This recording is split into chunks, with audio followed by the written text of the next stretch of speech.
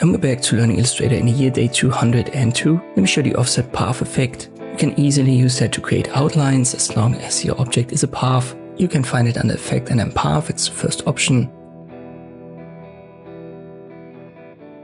Super easy to use. The offset is simply the size in pixel.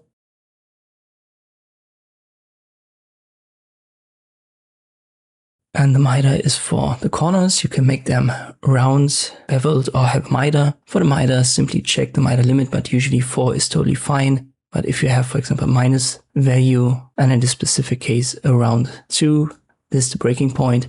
So if it's too low, it's going to turn into a bevel, even though you've got miter selected. So simply check that. But again, by default, it's 4. That should be fine. And this also works on text. So text is generated here as a path as well, therefore you can use it easily.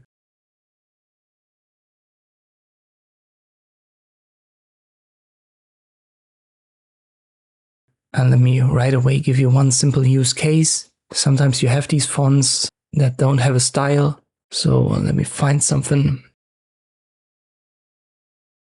Myriad Pro, for example, has a bold style. But let me find a font that doesn't have one. You can see that right here in the font dropdown. There is this bracket with a number after the font name, and this indicates how many styles are instilled. For example, here Baskerville Old Face. This doesn't have any styles, therefore we only have the regular version.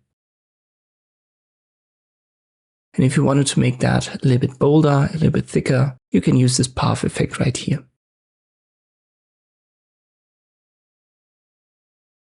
And this is how I can use the path outline in Illustrator in general. I hope this video was helpful. Thank you for watching, and I'll see you next time.